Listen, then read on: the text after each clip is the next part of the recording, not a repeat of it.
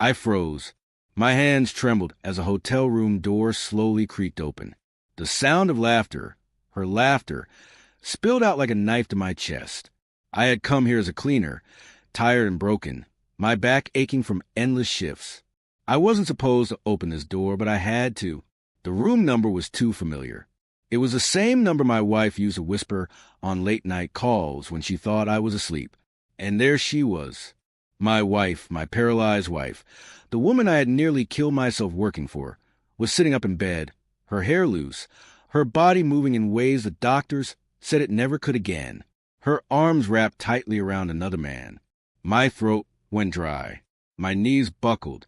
I wanted to scream, but no sound came out. My heart pounded so loud it drowned out everything else. The betrayal stung worse than 1,000 knives. How long had this been going on? Had she been lying to me all this time? Was her paralysis just another way to trap me in pity, to bleed me dry while she lived another life behind my back? Before I could move, before I could even breathe, she looked up and our eyes locked. The shock on her face told me everything I needed to know. But what happened in the next 10 seconds changed my life forever. My name is Daniel Harris. I'm 34 years old, born and raised in Ohio. For most of my life, I believed in love, the kind of love that survives fire, storms, and pain. I thought I had found it in Emily. She was gentle, sweet, and always knew how to make me laugh even on the darkest days. We had been married for 7 years, and though we weren't rich, we had each other. That used to be enough. Things changed 2 years ago when Emily was in a terrible car accident. A drunk driver ran a red light, and her car flipped 3 times before it stopped. When I saw her in the hospital, hooked up to wires, her legs crushed beyond recognition, I thought I was going to lose her forever. The doctors told me she was paralyzed from the waist down. They said she would never walk again. I cried like a child that night, but I swore to her that I would stand by her no matter what. It wasn't easy. Our life turned upside down. Emily became withdrawn, bitter at her condition. The medical bills piled up, and I worked every job I could find. Construction during the day, delivery driver in the evening, and eventually, when nothing else was enough, I took a night cleaning job at a downtown hotel. I barely slept. My hands were calloused, my body exhausted, but I kept telling myself it was worth it, because one doctor gave us hope. He said there was a new surgery, risky and expensive, but if it worked, Emily might walk again. The price was insane, something I couldn't even dream of affording, but I pushed myself harder every day, saving every cent. I thought Emily appreciated it. She used to cry and hold my hand, telling me I was her hero, telling me she didn't deserve me, telling me she couldn't wait to walk again and dance in my arms. I believed her. God help me, I believed every word. But then little things started to change. She began making late-night phone calls when she thought I was out. I'd hear her whispering, laughing softly, but when I asked, she said it was just her sister. She grew distant, colder, almost annoyed at how much I worked. Sometimes, she even accused me of neglecting her, of not spending enough time by her side. And each time, guilt ate at me until I nearly broke. Still, I kept working. I thought love was sacrifice. I thought marriage meant trust. And then came that night. I was cleaning the 4th floor of the hotel when I noticed her name on the guest registry. My heart skipped. At first, I thought it had to be a mistake. Maybe someone else with the same name. But when I saw the room number, I knew. It was the number she always whispered on those late-night calls. My hands shook as I pushed my cleaning cart toward that door. My chest tightened with every step. And when I opened it, I saw everything. Emily, laughing, moving, in another man's arms. My wife, who was supposed to be paralyzed. I stood frozen in the doorway, my whole world collapsing. My knees felt weak, my vision blurred. And when her eyes met mine, I swear I saw a flicker of fear. Not guilt, not shame, but fear. As though she knew what I was capable of if pushed too far. Then the man in the bed turned toward me. He wasn't just some stranger. He was someone I knew, someone I never thought I'd see in this kind of betrayal. And at that moment, something inside me snapped. That night was the beginning of a storm I could never escape. A storm that dragged me through lies, betrayal, violence, and a kind of revenge I never imagined myself capable of. But before I tell you what I did next, before I confess how deep this darkness took me, you need to understand how a loyal husband became a man standing at the edge of something he couldn't undo. You need to know how love turned into hatred, how trust turned into rage, how a man like me, who only ever wanted to protect his family, was pushed into a place where murder no longer felt impossible. And it all started in that hotel room, because the man lying next to my wife that night was someone who had once sat at my own dinner table. It felt like my heart stopped beating the second his face turned toward me. It wasn't a stranger. It wasn't some faceless man. It was Ryan Matthews, my best friend since childhood, my brother in all but blood. The same Ryan who stood beside me at my wedding as my best man. The same Ryan who had carried Emily in his arms after the accident when I could barely stand from shock. The same Ryan who promised me, through tears, that he'd always have my back no matter what. And now he was in my wife's bed. I gripped the doorframe so hard my knuckles cracked. I wanted to lunge at him, to tear him apart with my bare hands. But my body felt frozen, like chains were wrapped around me. Daniel, Emily's voice broke through the silence, sharp and trembling. She pulled the blanket over her chest, as if covering herself would erase the betrayal I had already seen. It's not what it looks like. Not what it looks like? My voice shook so hard I barely recognized it. You're supposed to be paralyzed. You're supposed to be the woman I'm killing myself for. And I pointed at Ryan, my hand trembling. He's supposed to be my brother. Ryan sat up, his face pale, his eyes wide with something between guilt and arrogance. Dan, listen to me. Don't you dare say my name. I could feel something rising inside me, hot, violent, uncontrollable. I wanted to grab the lamp on the nightstand and smash it into his skull. I wanted to drag Emily out of that bed and demand answers until her lies burned away. But I didn't. I stood there shaking, drowning in rage and disbelief. Ryan swung his legs off the bed, putting himself between me and Emily like he thought he needed to protect her from me. It just happened, man. We didn't plan for this. She was lonely. You were never home. You! I snapped. My fist flew before my brain could stop it, crashing into his jaw with a sickening crack. He fell backward, hitting the headboard, but before I could swing again, Emily screamed. Stop, Daniel. Please. Her voice wasn't weak. It wasn't helpless. It was full of power, the voice of a woman who had been lying to me for 2 years. That scream jolted me back. I stumbled back a step, panting, staring at both of them like I didn't even know who they were. 2 years, I whispered. 2 years of breaking my body for you. 2 years of sleeping 3 hours a night. 2 years of believing you were suffering while you were. My throat closed. I couldn't finish. Emily's face crumpled, but there were no tears. Just a coldness that made me realize she wasn't sorry. Not really.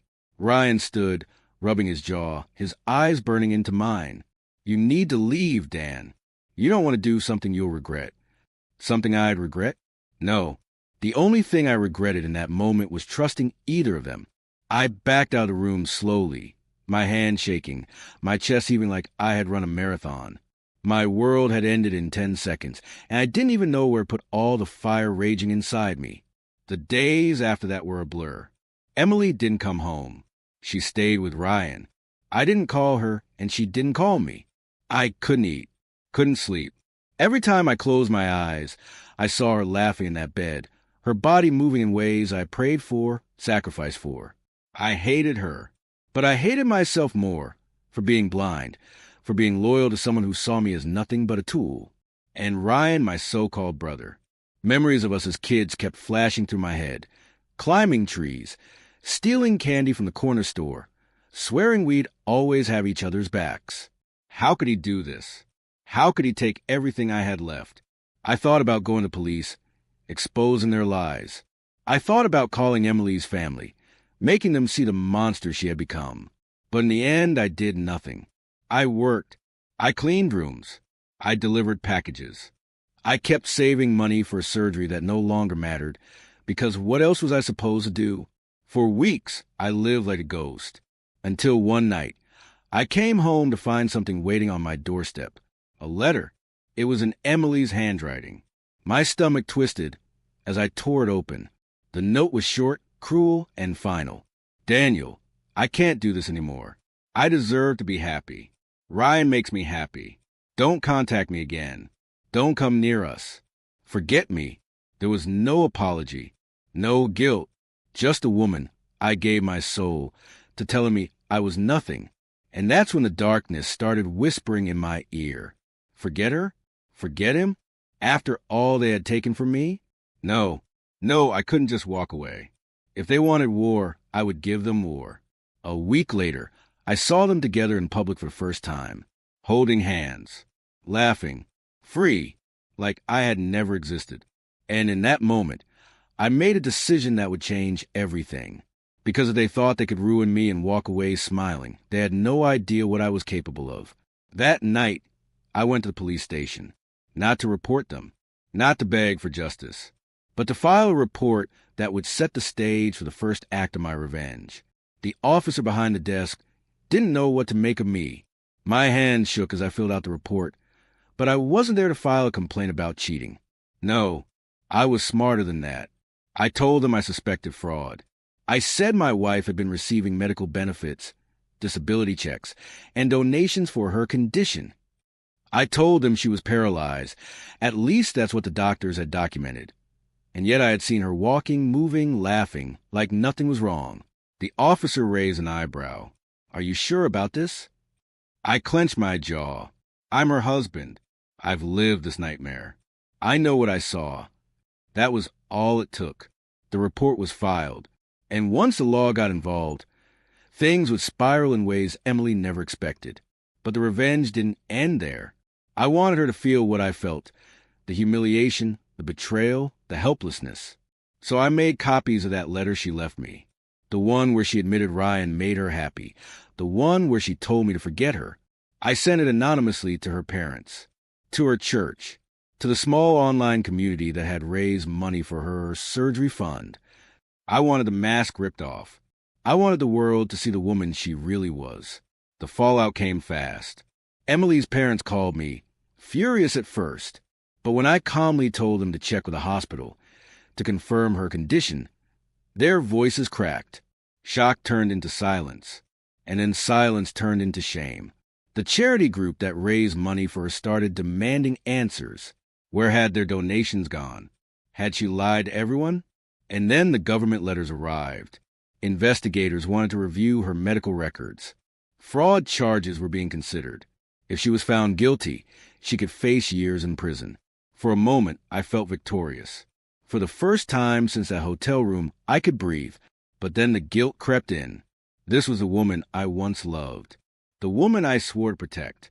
Even if she had stabbed me in the back. Did I really want to see her locked behind bars? Did I want to ruin her life completely? Late at night, I would stare at the ceiling, wrestling with the war inside me. Part of me screamed she deserved it. Another part whispered that I was losing myself, that revenge was eating me alive. But then I'd see them, Ryan and Emily, smiling, holding hands, living free while I drowned in exhaustion and loneliness. And all the guilt burned away. The investigation picked up speed. Emily was subpoenaed to appear in court. Ryan tried to stand by her, but even he couldn't shield her from the truth. Doctors were called in. Records were checked. Videos surfaced. Hotel cameras of her walking freely. Her lawyers tried to spin it, claiming it was partial recovery, that she had hidden her progress out of fear. But the evidence stacked against her like bricks in a wall. And for the first time in years, I saw Emily crack. In court, I watched as she broke down under questioning, her voice trembling, her hands shaking. The same woman who had looked me in the eye with no guilt now looked terrified. Ryan glared at me from across the room, his jaw tight, his fists clenched. But he couldn't touch me. Not there, not in front of the law. When the judge adjourned for the day, I walked past him slowly, deliberately. Emily's eyes met mine, red and swollen from tears. "Why are you doing this?" she whispered. I leaned in just enough for her to hear. "Because you already killed me. Now I'm just returning the favor." The look on her face will haunt me forever. but revenge has a price. That night, as I walked home from the courthouse, I noticed headlights trailing behind me. At first, I thought it was a coincidence. But when I turned into a side street, the car followed. My heart raced. I quickened my pace. The car stopped. The door slammed. And then Ryan's voice cut through the darkness. "You think you could destroy her and walk away, Dan?" His voice was venom. "You think this ends in court?" I turned, my fist clenching. "She destroyed herself, Ryan. And you helped her." He stepped closer, his eyes burning with rage. "You've made a mistake. You should have just walked away. Because now it's my turn." Before I could react, he pulled something from his jacket. A gun. The cold metal glinted under the streetlight as he raised it at my chest. The world froze. The only sound was the pounding of my heartbeat in my ears. Ryan's hand shook, but his eyes were cold, determined. "Don't be stupid," I said, my voice low, steady, though my inside screamed. "You shoot me here, in the middle of the street, you'll go down with me." He smirked, his finger tightening on the trigger. "Maybe, but at least you won't be around to ruin her anymore." Ruin her? The words burned through me. After everything Emily had done, after the lies, the betrayal, the fraud, I was a villain? I took a slow step forward. "Go ahead, Ryan. Pull the trigger. But when they find me lying here, and you standing over me, her life ends too. You think she can survive without you if you're locked away." His jaw clenched. For a second, I saw hesitation. His hand trembled harder. And in that moment, I lunged. I grabbed his wrist, slamming it against the brick wall. The gun clattered to the ground. We struggled, fists flying, grunts echoing down the empty street. Years of bottled-up anger exploded from me. Every punch I landed wasn't just for me. It was for every night I worked myself into ground, for every lie, for every stolen dream. Ryan managed to shove me back, his lips split, blood dripping down his chin. He dove for the gun. My stomach lurched. I kicked it away just in time, sending it sliding across the pavement into the shadows. He roared in rage, tackling me to ground. My head cracked against the concrete, stars exploding in my vision. His hands wrapped around my throat.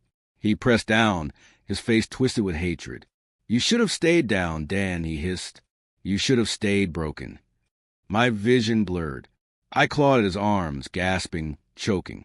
Darkness crept in at the edges of my sight. But then voices. Footsteps. "Hey! Stop!" Flashlights cut through the night. 2 police officers, their guns drawn, shouting commands. Ryan froze, his hands still on my throat.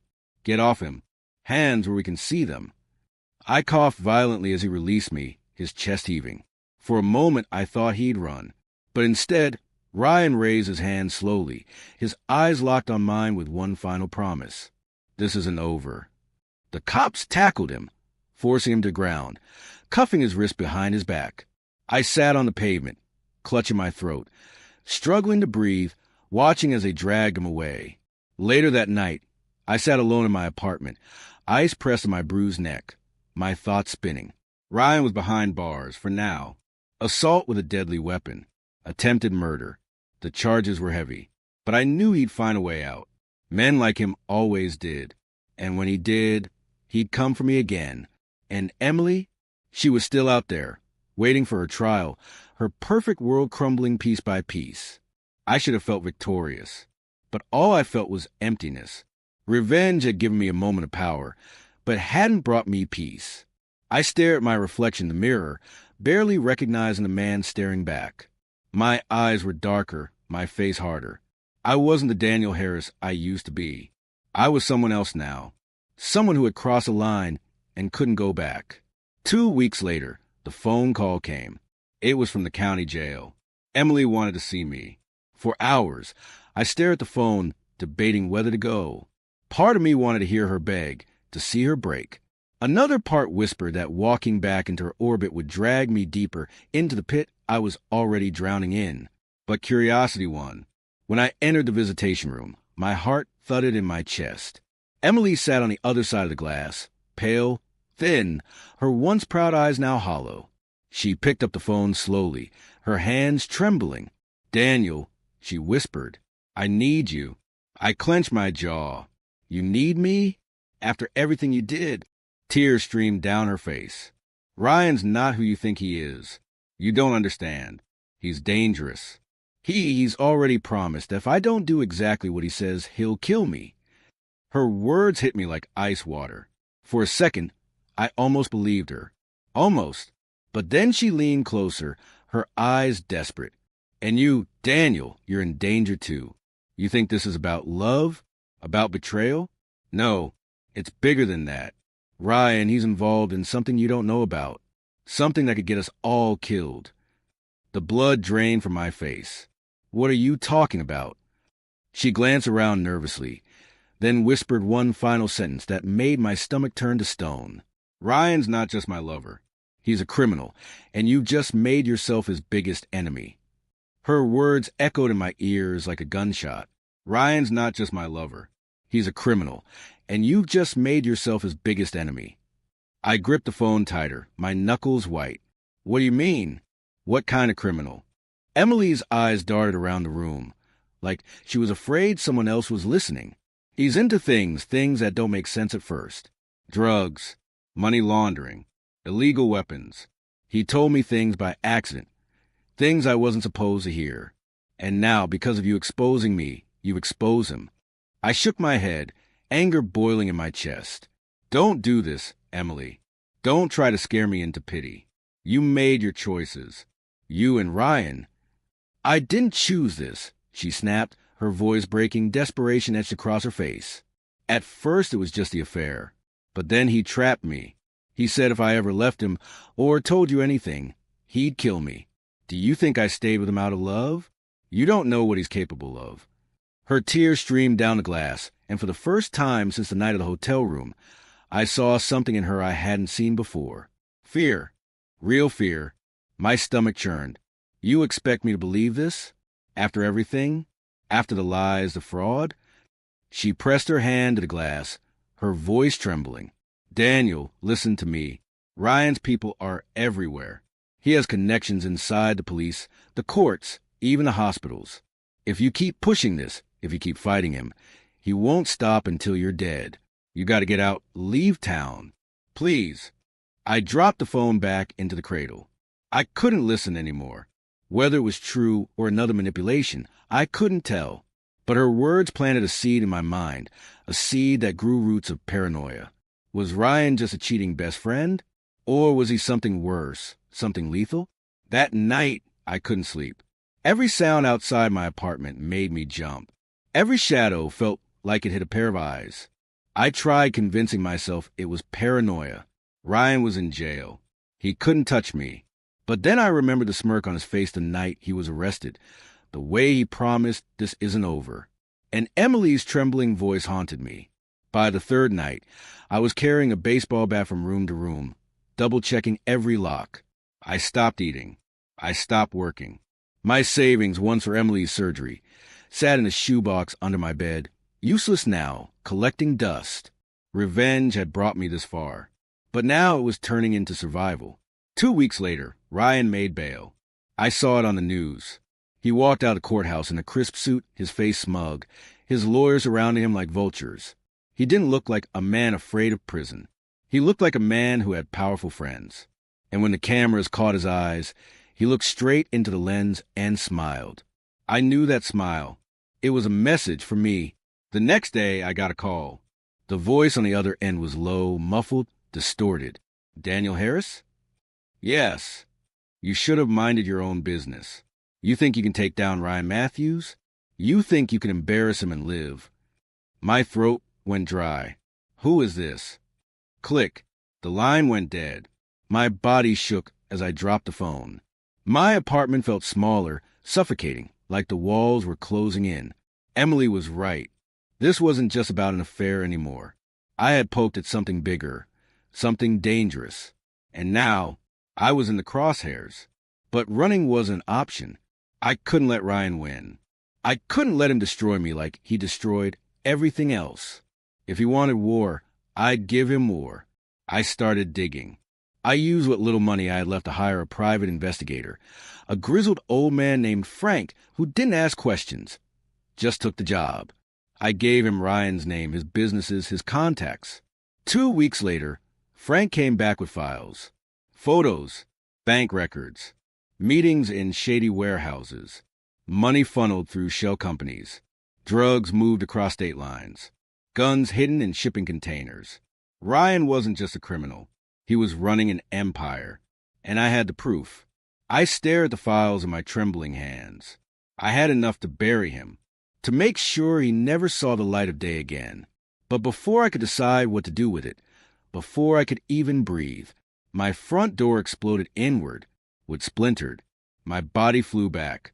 Men in black masks stormed in, shouting, guns raised. I barely had time to grab the baseball bat before one of them slammed it out of my hand, another pressing cold steel against my temple. Ryan says hello. A voice growled. The barrel of the gun pressed so hard against my temple, I thought my skull would crack. My chest heaved, my heart pounding like a war drum.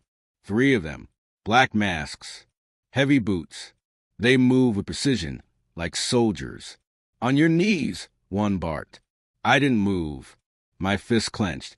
Rage boiled inside me hotter than fear. Tell Ryan he'll have to kill me himself. The man closest to me slammed his fist into my stomach. Air shot out of my lungs, and I collapsed to my knees, gasping. The cold steel stayed at my temple. Another leaned close, his voice muffled but sharp. You think you can humiliate him? Destroy his empire? You're nothing, Harris. A janitor with a death wish. I spat blood onto the floor. A janitor who is proof. Proof that will bury him. That got their attention. The one holding the gun stiffened. The leader's voice grew colder. Where is it? My mind raced. The files were still on the kitchen counter, right in plain sight. If they saw them, it was over. But before they could move, the sound of sirens screamed in the distance. Red and blue lights flashed through the window. The men cursed under their breath. Move! One shoved me hard against a wall, my head slamming into plaster. Pain exploded through my skull, and I collapsed, dazed.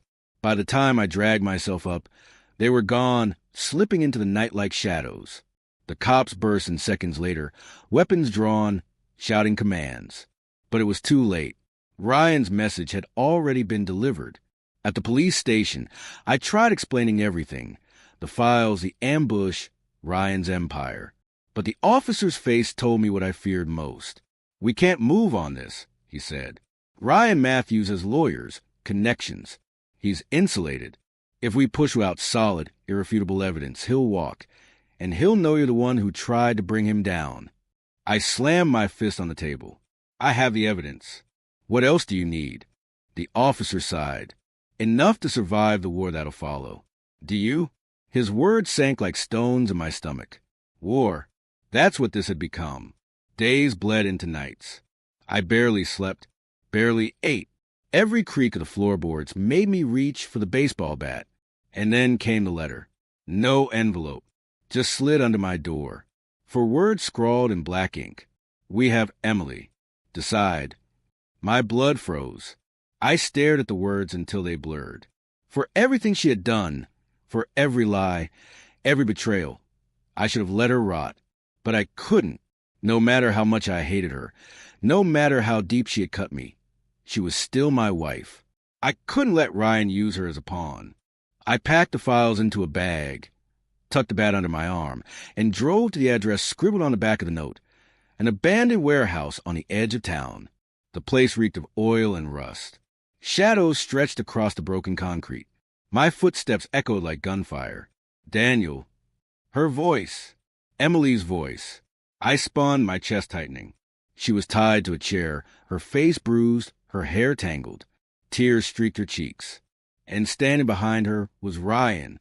His lips still carried the scar from our fight, but his smile was intact. That same smug, cruel smile. You just don't learn, do you? He said softly. I raised the bag. It's over, Ryan. I've got enough to end you. The cops know. The files are already moving. His eyes narrowed. For the first time, I saw fear flicker behind them, but it vanished as quickly as it appeared. You think you can beat me with paper? With lies? No, Dan. This ends tonight. One way or another. He pulled a gun from his coat, pressing it against Emily's temple. She screamed, her eyes wild with terror. "Choose," Ryan hissed. "Her life or yours?" My body shook. Sweat poured down my face. My mind screamed for an answer, but none came. For the second time in my life, I found myself staring down the barrel of Ryan's gun. But this time, there would be no hesitation. Because if he thought I was the same broken man he betrayed, he was about to learn how far I could go. Ryan's finger tightened on the trigger. Emily sobbed, choking on her own breath. My chest heaved, my mind racing. But in that split second, something inside me snapped. The fear, the hesitation, the weakness, all of it burned away, leaving only fire. I dropped the bag of files onto the floor, kicking it toward him. His eyes flicked down just for an instant. That was all I needed. With a roar, I swung the baseball bat I'd hidden under my coat. It cracked against his wrist. The gun clattered across the concrete. Emily screamed as Ryan cursed, clutching his hand. I lunged forward, tackling him to the ground. We hit the floor hard, fists flying, bodies thrashing in the dirt. "You ruined my life," I shouted, slamming my fists into his face. "You were never anything," he spat back, his blood spraying with every word. He was strong, but rage made me stronger. I pinned him down, my hands wrapping around his throat. His eyes bulged, his legs kicking wildly against the floor. For a moment, I saw it all flash before me. Emily's betrayal, his smirk as he sat across from me. The years of humiliation and pain. I could end it right here. End him. But then I heard Emily's voice faint, trembling. "Daniel, stop. Don't let him turn you into him." Her words cut through the storm. My chest heaved as I froze, my fingers loosening around his throat. Ryan gasped for air, his body shaking under mine. But I wasn't going to let him win. Not by becoming a monster like him. I stood, grabbed the bag of files, and hurled them onto Ryan's chest. "These are already with the cops. Your empire is gone. You're finished." His laugh was weak, broken. "You think they'll believe you? You think you've won?" I leaned close, my voice steady calm. "No, Ryan, I don't think I've won. I know I have. Because even if they don't take you down tonight, the world will know who you are. And you'll never sleep again, wondering when the knock on your door will come." His smile faltered. For the first time, I saw true fear in his eyes. I grabbed Emily's arm, pulled her up, and together we staggered toward the exit. Behind us, Ryan shouted curses that echoed through the empty warehouse, but they sounded hollow now. Empty. The police moved fast once the files hit the light. The press tore him apart. Investors fled. His so-called empire collapsed like glass under a hammer. Within weeks, Ryan Matthews was no longer the man who owned the city. He was a fugitive, hunted, alone. And me? I wasn't a janitor anymore. I wasn't the broken man he betrayed. I was free. The last time I saw him, it was on the news, his mugshot flashing on the screen as they led him into custody. His eyes were swollen, his lips split. But what caught me wasn't his wounds. It was the look in his eyes. The look of a man who finally knew he had lost. Emily sat beside me on the couch, her hands folded, her face pale. We hadn't spoken much since that night. There was too much history, too many scars. But as the news anchor's voice faded, she whispered, "I'm sorry, Daniel, for everything." I didn't answer. I didn't know if forgiveness was possible. Maybe it never would be. But as I stood and looked out the window at the rising sun, I knew one thing for certain. The man who walked into that hotel to clean floors was gone. In his place stood someone new, someone stronger. And for the first time in years, I finally felt alive.